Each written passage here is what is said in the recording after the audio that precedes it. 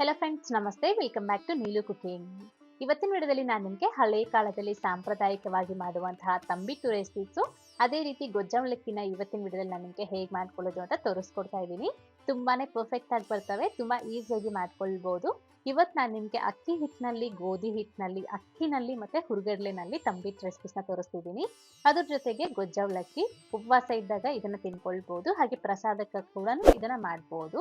Late ಮಾಡ್ದಿರಾ one by one ನೋಡ್ಕೊಳ್ಳೋಣ. ಶಿವರಾತ್ರಿ ಹಬ್ಬಕ್ಕೆ main ಆಗಿ ಮಾಡುವಂತಹ ರೆಸಿಪೀಸು, ನೀವು ಸಹ ನಿಮ್ಮ ಮನೆಯಲ್ಲಿ ಖಂಡಿತ ಟ್ರೈ ಮಾಡಿ. ಮೊದಲನೇದಾಗಿ ಈ ಗೋಧಿ ಹಿಟ್ಟಿನಲ್ಲಿ ತಂಬಿಟ್ಟು ಮಾಡ್ಕೊಳ್ಳೋದಕ್ಕೋಸ್ಕರ ಒಂದು ಪ್ಯಾನ್ನಲ್ಲಿ 2-3 ಟೇಬಲ್ ಸ್ಪೂನ್ ಆಗುವಷ್ಟು ಕಡಲೆ ಬೀಜನ ಸ್ವಲ್ಪ ಲೋ ಫ್ಲೇಮ್ನಲ್ಲಿ ಚೆನ್ನಾಗಿ ಗರಿಗರಿಯಾಗೋ ತನಕ ಹುರಿದು ತಣ್ಣಗಾದ ನಂತರ ಸಿಪ್ಪೆ ತೆಗೆದು ಪಕ್ಕೆತ್ತಿಟ್ಕೊಳ್ಳಿ.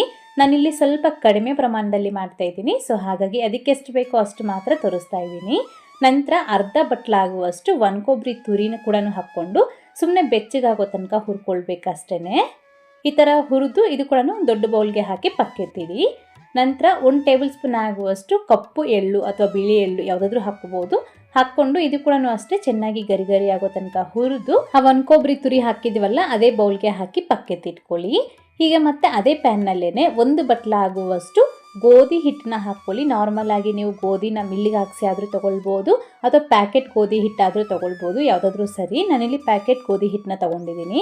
ಈ ಗೋಧಿ ಹಿಟ್ಟು 1 ಬೌಲ್ ಆಗುವಷ್ಟು ಹಾಕ್ಕೊಂಡು ಕಡಿಮೆ ಉರಿನಲ್ಲಿ ಮಾತ್ರ ಚೆನ್ನಾಗಿ ಮಿಕ್ಸ್ ಮಾಡ್ಕೊಳ್ತಾ 5-6 ನಿಮಿಷಗಳ ಕಾಲ ನಾವು ಇದನ್ನ ಫ್ರೈ ಮಾಡ್ಕೊಳ್ಬೇಕು. ಇದು ಒಂದು ಕಡೆ ಫ್ರೈ ಮಾಡ್ಕೊಳ್ತಾ ಇರಿ, ಇನ್ನೊಂದು ಕಡೆ ಈ ರೀತಿ ಒಂದು ಮಿಕ್ಸರ್ ಜಾರ್ನಲ್ಲಿ ನಾವು ಫಸ್ಟೇ ಹುರ್ಕೊಂಡಿದ್ವಲ್ಲ ಕಡಲೆ ಬೀಜ, ಅದನ್ನು ಸಿಪ್ಪೆ ತೆಗೆದು ಹಾಕಬೇಕು.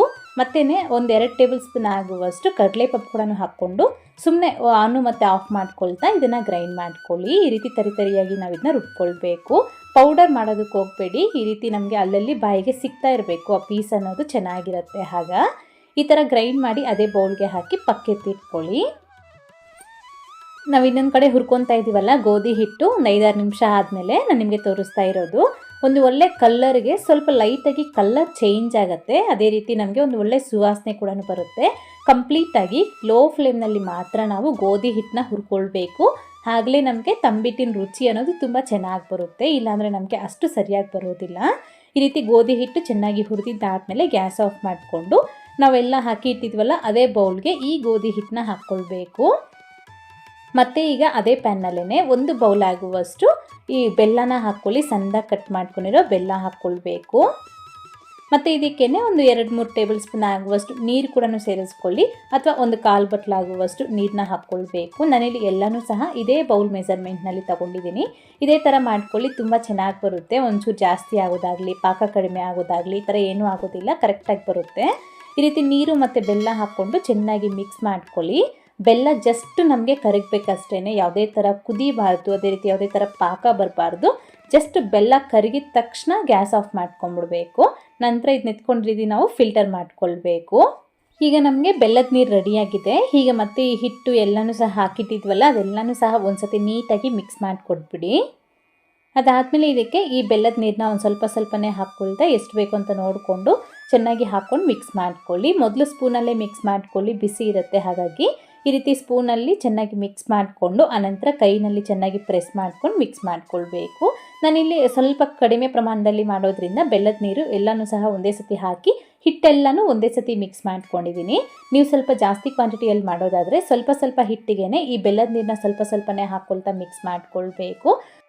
ಅದೇ ನೀವು ಬೆಲ್ಲದ ನೀರು ಸ್ವಲ್ಪ ತಣ್ಣಗಾಗೋಯ್ತು, ಸ್ವಲ್ಪ ಜಾಸ್ತಿ ಕ್ವಾಂಟಿಟಿಯಲ್ಲಿ ಮಾಡ್ತಾ ಇದ್ವಿ ಅನ್ನೋದಾದರೆ ಬೆಲ್ಲದ ನೀರನ್ನ ಆಗಾಗ ಬಿಸಿ ಮಾಡಿಕೊಂಡು ನಂತರ ಈ ಹಿಟ್ಟಿಗೆ ಹಾಕಿ ಮಿಕ್ಸ್ ಮಾಡ್ಕೊಳ್ಬೇಕು.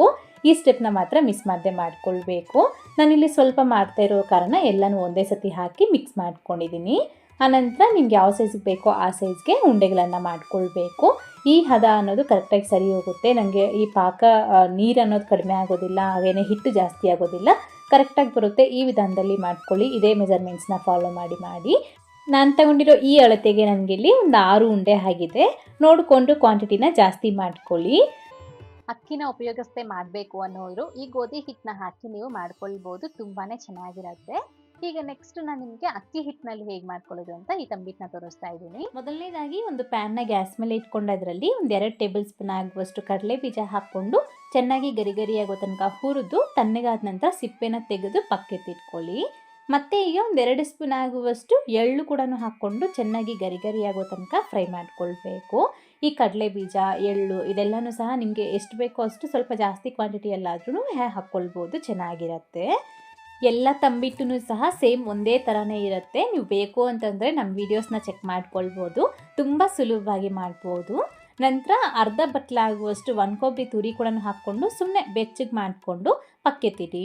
ಈಗ ಮತ್ತೆ 1 ಬಟ್ಲಾಗುವಷ್ಟು ಅಕ್ಕಿ ಹಿಟ್ಟನ್ನ ಸೇರಿಸ್ಕೊಂಡು ಕಡಿಮೆ ಉರಿನಲ್ಲಿ ಮಾತ್ರ ಒಂದು 7ರಿಂದ 8 ನಿಮಿಷಗಳ ಕಾಲ ಚೆನ್ನಾಗಿ ಹುರ್ಕೊಳ್ಬೇಕಾಗತ್ತೆ. ಆಲ್ಮೋಸ್ಟ್ ಕಡಿಮೆ ಉರಿನಲ್ಲಿ ಮಾತ್ರ ನಾವು ಇದನ್ನು ಹುರ್ಕೊಳ್ಬೇಕು, ಆಗಲೇ ನಮಗೆ ಟೇಸ್ಟ್ ಚೆನ್ನಾಗಿ ಬರುತ್ತೆ. ಅಕ್ಕಿ ಹಿಟ್ಟು ಹುರಿದಿದ್ದಾದಮೇಲೆ ಒಂದು ದೊಡ್ಡ ಬೌಲ್ಗೆ ಹಾಕ್ಕೊಂಡು ಮತ್ತೆ ಇದಕ್ಕೆ ನಾವು ಫಸ್ಟೇ ಹುರಿದು ಎತ್ತಿಟ್ಕೊಂಡಿರೋ ಈ ಒಣಕೊಬ್ಬರಿ ತುರಿ ಮತ್ತು ಎಳ್ಳು, ಅದೇ ರೀತಿ ಸ್ವಲ್ಪ ಏಲಕ್ಕಿ ಪುಡಿ ಹಾಕ್ಕೊಂಡು ಪಕ್ಕೆ ತಿಕ್ಕೊಂಡ್ಬಿಟ್ಟು ನಾವು ಫಸ್ಟೇ ಕಡಲೆ ಬೀಜ ಹುರ್ಕೊಂಡಿದ್ವಲ್ಲ ಅದನ್ನು ಸ್ವಲ್ಪ ತರಿಯಾಗಿ ರುಬ್ಬಿ ಇದೇ ಬೌಲ್ಗೆ ಹಾಕಿ ಮತ್ತು ಒಂದು ಅರ್ಧ ಬಟ್ಲಾಗುವಷ್ಟು ಕಡಲೆ ಪಪ್ಪು ಕೂಡ ಹಾಕ್ಕೊಂಡು ನೈಸಾಗಿ ಪೌಡರ್ ಮಾಡಿ ಇದೇ ಬೌಲ್ಗೆ ಹಾಕ್ಕೊಳ್ಬೇಕು. ಈಗ ಮತ್ತೆ ಈ ಬೌಲ್ನ ಒಂದು ಪಕ್ಕೆ ತಿಟ್ಕೊಂಡು ಅದೇ ಪ್ಯಾನ್ಗೆ 1 ಬಟ್ಲಾಗುವಷ್ಟು ಸಣ್ಣದಾಗಿ ಕಟ್ ಮಾಡ್ಕೊಂಡಿರೋ ಬೆಲ್ಲ, ಒಂದು 2-3 ಟೇಬಲ್ ಸ್ಪೂನ್ ಆಗುವಷ್ಟು ನೀರನ್ನ ಹಾಕ್ಕೊಂಡ್ಬಿಟ್ಟು ಜಸ್ಟ್ ಬೆಲ್ಲನ ಕರಗಿಸ್ಕೊಳ್ಳಿ. ಜಾಸ್ತಿ ನಮಗಿದು ಕುದಿಬಾರ್ದು, ಬೆಲ್ಲ ಕರಗಿಬಿಟ್ಟು ಈ ರೀತಿ ಸ್ವಲ್ಪ ಕುದಿಯೋಕ್ಕೆ ಶುರು ಆಗುತ್ತಲ್ಲ ಆಗ ಗ್ಯಾಸ್ ಆಫ್ ಮಾಡ್ಕೊಂಡ್ಬಿಟ್ಟು ಈ ಬೆಲ್ಲದ ನೀರನ್ನ ಈ ರೀತಿ ನಾವು ಫಿಲ್ಟರ್ ಮಾಡಿ ತಗೊಳ್ಬೇಕು.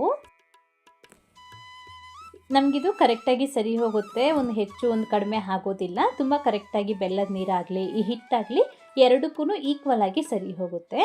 ಈಗ ಈ ರೀತಿ ನಾವು ಬೌಲಲ್ಲೆಲ್ಲ ಹಾಕಿದ್ದೀವಿ ಅಲ್ವಾ, ಅದನ್ನು ಇನ್ನೊಂದ್ಸತಿ ಚೆನ್ನಾಗಿ ಮಿಕ್ಸ್ ಮಾಡ್ಕೊಂಡ್ಬಿಟ್ಟು ಇದಕ್ಕೆ ಎಷ್ಟು ಬೇಕೋ ಅಷ್ಟು ಈ ಬೆಲ್ಲದ ನೀರನ್ನ ಹಾಕ್ಕೊಂಡು ಚೆನ್ನಾಗಿ ಫಸ್ಟ್ ಸ್ಪೂನಲ್ಲಿ ಮಿಕ್ಸ್ ಮಾಡ್ಕೊಳ್ಳಿ. ತುಂಬ ಬಿಸಿ ಇರುತ್ತೆ ಅಲ್ವಾ ಬೆಲ್ಲದ ನೀರು, ಹಾಗಾಗಿ ಸ್ಪೂನಲ್ಲಿ ಮಿಕ್ಸ್ ಮಾಡಿಕೊಂಡು ಮತ್ತು ಕೈಯಲ್ಲಿ ಚೆನ್ನಾಗಿ ಇದನ್ನ ಪ್ರೆಸ್ ಮಾಡ್ತಾ ಮಿಕ್ಸ್ ಮಾಡಿಕೊಂಡು ನಿಮ್ಗೆ ಯಾವ ಸೈಜಿಗೆ ಬೇಕೋ ಆ ಸೈಜ್ಗೆ ಉಂಡೆಗಳನ್ನು ಮಾಡಿಕೊಂಡ್ರೆ ನಮಗೆ ಅಕ್ಕಿ ಹಿಟ್ಟಿನಲ್ಲಿ ತಂಬಿಟ್ಟು ಅನ್ನೋದು ರೆಡಿ ಆಗುತ್ತೆ.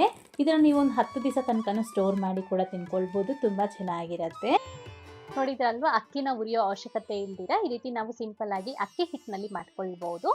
ಈಗ ಮತ್ತೆ ನಾವು ಅಕ್ಕಿನ ಹುರಿದು ಅದೇ ರೀತಿ ಹುರ್ಗಡ್ಲೆನ ಉಪಯೋಗಿಸ್ಕೊಂಡು ತಂಬಿಟ್ಟನ್ನ ಹೇಗೆ ಮಾಡ್ಕೊಳ್ಳೋದು ಅಂತ ನೋಡ್ಕೊಳ್ಳೋಣ. ಮೊದಲನೇದಾಗಿ ನಾವಿಲ್ಲಿ ಈ ಹುರ್ಗಡ್ಲೆ ತಂಬಿಟ್ಟು ನೋಡ್ಕೊಳ್ಳೋಣ.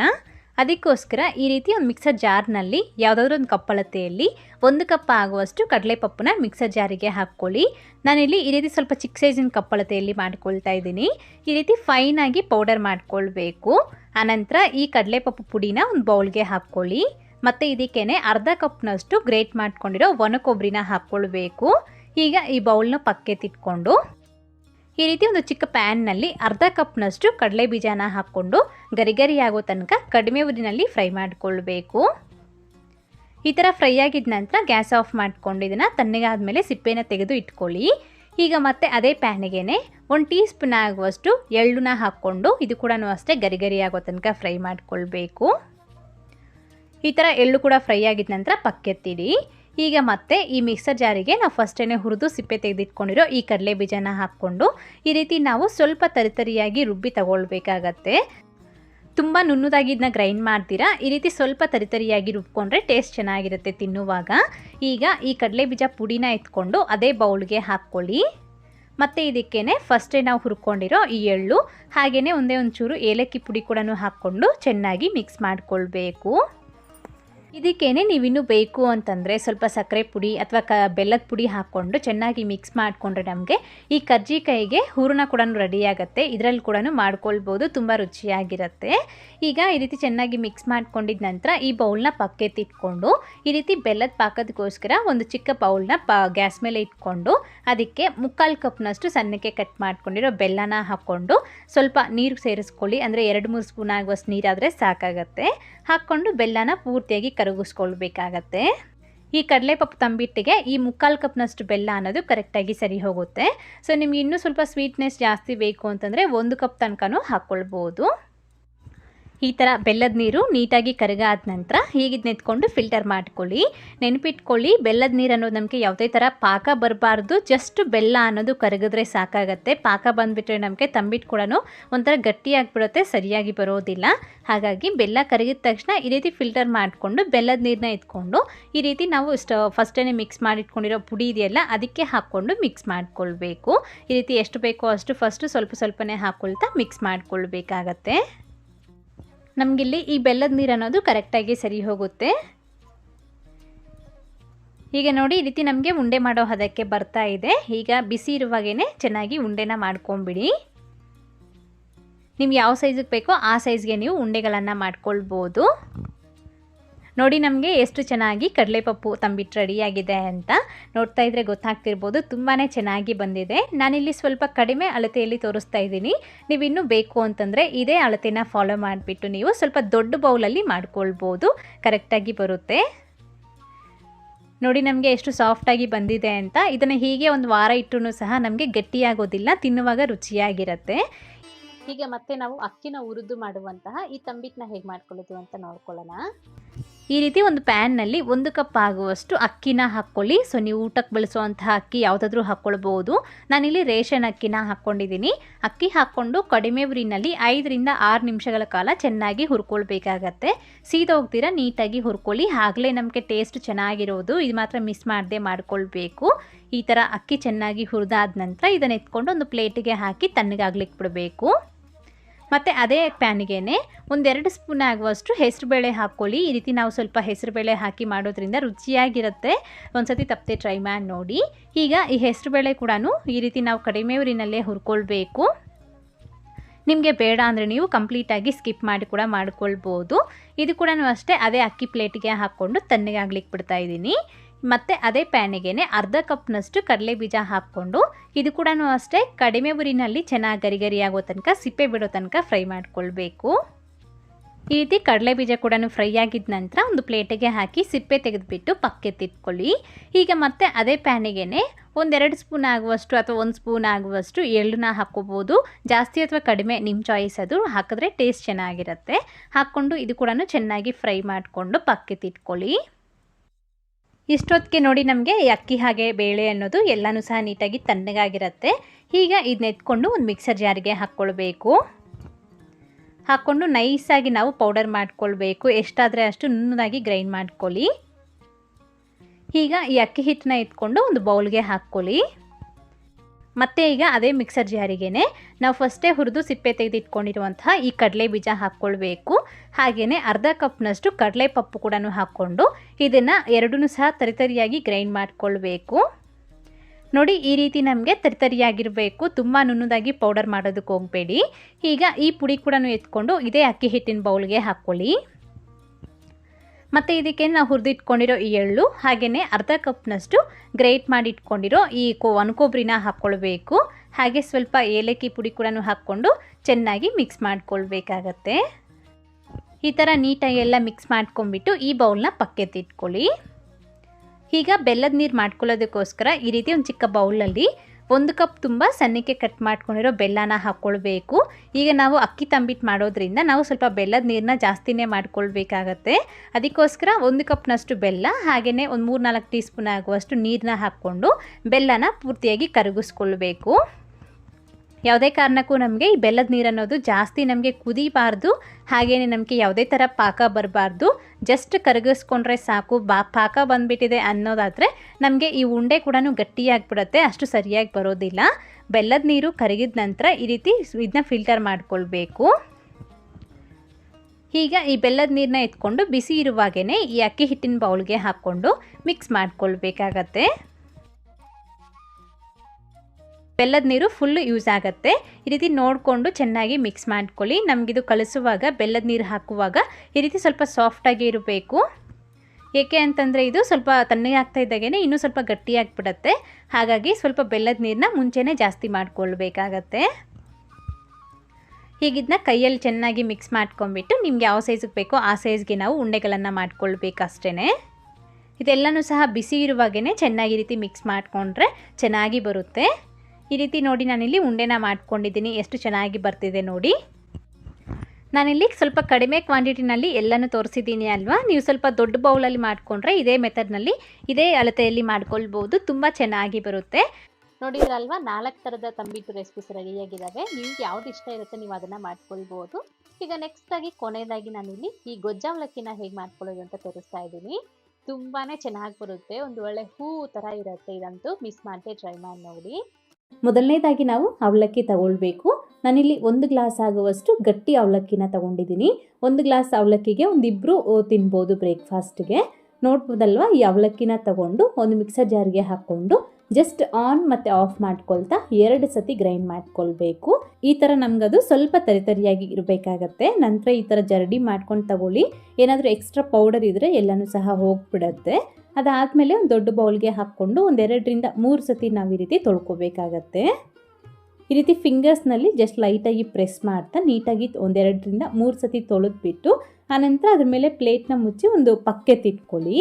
ಸೊ ನೋಡ್ಬೋದಲ್ವಾ, ನಾವು ನೀರು ಇದಕ್ಕೆ ಎಕ್ಸ್ಟ್ರಾ ಹಾಕ್ಕೊಂಡಿಲ್ಲ. ನಾವು ತೊಳೆದಿರ್ತೀವಿ ಅಲ್ವಾ, ಹಾಗೆ ಅದರಲ್ಲಿ ಸ್ವಲ್ಪ ನೀರಿನಂಶ ಇರುತ್ತೆ. ಅದೇ ನೀರೇ ಅದಕ್ಕೆ ಸಾಕಾಗತ್ತೆ. ನಾವು ಎಕ್ಸ್ಟ್ರಾ ನೀರು ಹಾಕೋ ಅವಶ್ಯಕತೆ ಇರೋದಿಲ್ಲ. ಈಗ ಮತ್ತೆ ನೋಡಿ, 1 ಗ್ಲಾಸ್ ಆಗುವಷ್ಟು ಅವಲಕ್ಕಿಗೆ 1 ನಿಂಬೆಹಣ್ಣಿನ ಸೈಜ್ನಷ್ಟು ಹುಣಸೆಹಣ್ಣನ್ನ ತಗೊಂಡು ಫಸ್ಟ್ ನೆನೆಸಿ ಇಟ್ಕೊಳ್ಳಿ.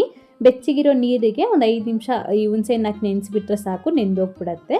ಆನಂತರ ಕಿವುಚ್ಬಿಟ್ಟು ಆ ಹುಣಸೆ ನೀರನ್ನ ತೆಗೆದು ಪಕ್ಕೆತ್ತಿಟ್ಕೊಳ್ಳಿ. ನೀರು ಎಷ್ಟಾಗಬೇಕು ಅಂತ ಆಮೇಲೆ ಹೇಳ್ತೀನಿ. ಈಗ ನೆಕ್ಸ್ಟು ಈ ರೀತಿ ಒಂದು ಚಿಕ್ಕ ಪ್ಯಾನ್ನಲ್ಲಿ 1 ಟೇಬಲ್ ಸ್ಪೂನ್ ಆಗುವಷ್ಟು ಎಳ್ಳಿಗೆ ಈ ರೀತಿ ಚೆನ್ನಾಗಿ ಸ್ವಲ್ಪ ಗರಿ ಆಗೋ ತನಕ ಹುರಿದು ಗ್ಯಾಸ್ ಆಫ್ ಮಾಡಿಕೊಂಡು ಮತ್ತೆ ಇದಕ್ಕೆ 2 ಟೇಬಲ್ ಸ್ಪೂನ್ ಆಗುವಷ್ಟು ಒಣಕೊಬ್ಬರಿ ತುರಿ ಕೂಡ ಸೇರಿಸ್ಕೊಂಡು ಜಸ್ಟ್ ಈ ರೀತಿ ಮಿಕ್ಸ್ ಮಾಡಿಕೊಂಡು ಒಂದು ಮಿಕ್ಸರ್ ಜಾರಿಗೆ ಹಾಕಿ ತರಿಯಾಗಿ ಇದನ್ನ ರುಬ್ಕೊಂಡು ತಗೊಳ್ಳಿ. ಅಥವಾ ನಿಮ್ಮ ಹತ್ರ ಇಷ್ಟು ರುಬ್ಬೋದಕ್ಕೆ ಆಗೋದಿಲ್ಲ ಅನ್ನೋದಾದರೆ ಎಳ್ಳನ್ನ ಸ್ವಲ್ಪ ಕುಟಾಣಿಗೆ ಹಾಕಿ ಕುಟ್ಟಿ ತಗೊಳ್ಬೋದು. ಈ ಕೊಬ್ಬರಿ ತುರಿನ ಹಾಗೆ ಡೈರೆಕ್ಟಾಗಿ ಹಾಕ್ಕೊಳ್ಬೋದು. ಸೊ ನಾನಿಲ್ಲಿ ಸ್ವಲ್ಪ ಈ ರೀತಿ ತರಿಯಾಗಿ ರುಬ್ಬಿ ಎತ್ತಿಟ್ಕೊಂಡಿದ್ದೀನಿ.